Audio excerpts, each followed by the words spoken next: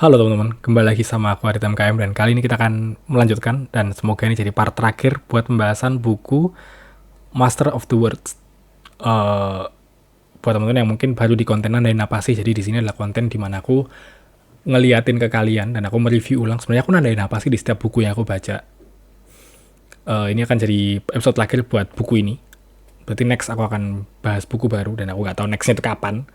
Request aja di kolom komentar mau bahas buku apa. Aku akan mulai dengan ngasih gambar ini nih. Ini kayak dua orang dihukum gitu. Ini adalah lukisan dari, ini kartun dari Bill Maudlin. Dia judulnya adalah I won the Nobel Prize for Literature. What was your crime? Nah, dia ngasih tahu bahwa di perkiraannya dia atau di playlistnya dia bahwa orang-orang yang menulis itu bisa ditangkap karena melawan rezim. Yang mana kejadian di berbagai negara kan ya, termasuk di Indonesia dulu. Kalau kita tahu kisahnya Pak Pramudia itu, dia juga karena menulis dia ditangkap oleh orang-orang Indonesia waktu itu. Terus tulisan-tulisannya sempat di-ban, walaupun sekarang kita bisa baca ya buku-bukunya Pak Pram, walaupun belum dicetak ulang sekarang. Agak susah, agak mahal kalau cari bukunya. Kayak Bumi Manusia tuh belum cetak ulang. Mungkin yang lebih accessible tuh yang Perempuan di Cengkraman Militer, kalau nggak salah judulnya itu. Ini nyeritain bagaimana pemerintahan tuh beneran takut ya sama sastra, karena sastra bisa, kemarin kayak kita pelajarin di part sebelumnya, di mana sastra itu bisa menggerakkan emosi orang dan bisa mempengaruhi keputusan seseorang. Di sini cerita tentang bagaimana pemerintahan Rusia waktu itu memburu beberapa penulis, salah satunya adalah Solzhenitsyn yang lagi ngerjain beberapa buku gitu. Dan akhirnya kita masuk ke zaman internet, di mana makin susah nih orang untuk dicegah untuk menulis sesuatu. At its most basic level, the internet functions as duplicating machines that allows each user to easily copy documents, images, sounds file, and video, and even more easily hyperlinks to them, and to send them to others. Internet ini membuat siapapun bisa menulis, siapapun bisa mengcopy tulisan, siapa saja bisa menyebarkan tulisan dengan mudah. Siapa saja bisa menyebarkan informasi dengan mudah, siapa saja bisa membuat informasi baru. Ini aku nandain karena ini semboyan yang sebenarnya beberapa kali terulang di buku ini, yaitu invention was the mother of necessity. Kebalik kan, biasanya necessity is the mother of invention. Nah di sini sama David Owen itu dibalik, yaitu sebenarnya yang kebutuhan itu sebenarnya yang mengawali itu adalah penemuannya dulu baru muncul kebutuhannya. Nih, in other words, the new machines seem to create their own demand out of thin air.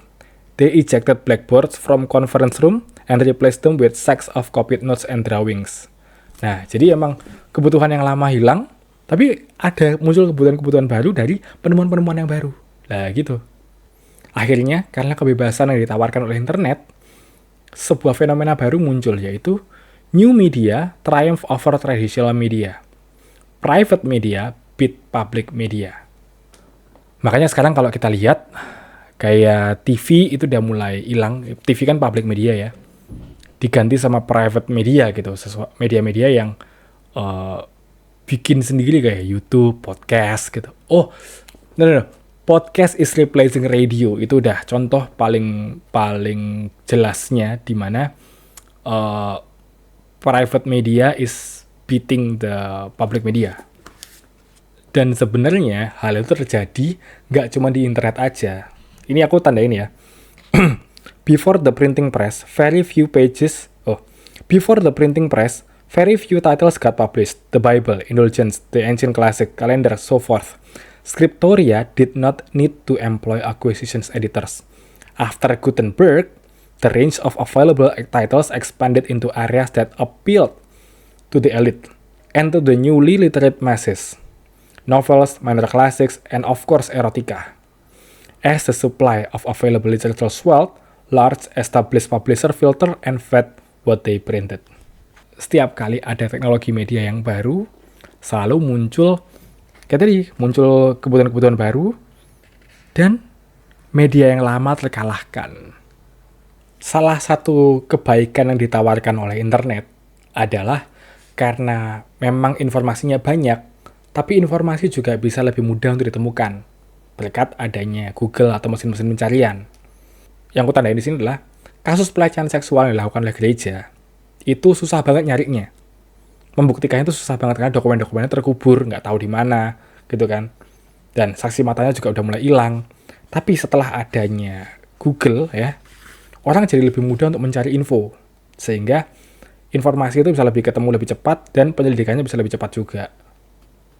Ini ngebandingin kejadian abad 19, jadi 1871 gitu ya, sama yang terjadi di 2002, mana yang lebih cepat ketahuan pelakunya. Nah, ya of course saya yang lebih cepat ketahuan tentu saja yang 2002 ya. Tapi semua kebaikan internet tadi ada harganya juga bagi masyarakat. Di sini banyak pertanyaan nih. Pertama, apakah web itu menjadi echo chambers buat orang-orang yang wingnuts dan anarkists gitu? Ini menjadi tempat untuk rumor dan juga hal-hal yang tidak sopan.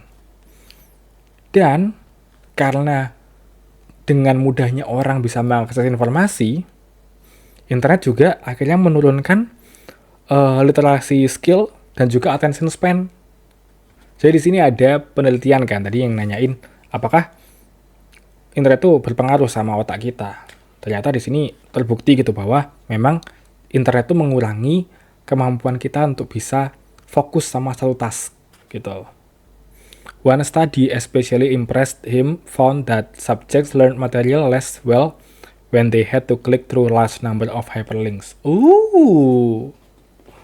Nah, tanda terakhir ini adalah kurang lebih kesimpulan dari buku ini sebenarnya. Jadi ada rumus economic growth plus modernization itu menghasilkan individual empowerment, dan individual empowerment menghasilkan demokrasi. So, yang dibutuhkan dalam modernisasi adalah masyarakat yang terliterasi atau terinformasi dengan baik. Kalau kita udah lihat ya di part 3 kemarin. Dan ternyata kita juga butuh economic growth. Jadi selama dua itu ya nggak terpenuhi, kita nggak akan pernah bisa demokrasi. Itulah kenapa beberapa kali aku di podcast orang itu cerita masalah Indonesia itu sebenarnya dua kalau dicari akarnya. Kebodohan sama kemiskinan. Nah, economic growth kita nggak jalan, literasi kita juga nggak jalan, akhirnya modernization kita juga nggak jalan. Gitu. Nah, inilah kenapa aku suka banget baca buku ini. Karena setidaknya ngasih gambaran bagaimana di setiap zaman manusia semakin berkembang, semakin independen, dan semakin bisa mengkomunikasikan idenya dengan lebih baik, dengan lebih bebas juga, terutama setelah kehadiran internet. Cuman emang kebebasan itu tidak murah harganya. Berikutnya kita bahas ini kali ya. Biar nyambung. Ya sebelum ke yang lain kayaknya ini dulu deh. Biar nyambung, kita bahas tolong fokus. Apa sih efek dari internet ke otak kita? Jadi itulah kenapa kita penting banget baca buku. Supaya kita bisa benar-benar mewujudkan demokrasi yang kita cita-citakan. Karena nggak mungkin ada demokrasi, nggak mungkin ada revolusi kalau masyarakatnya tidak terliterasi.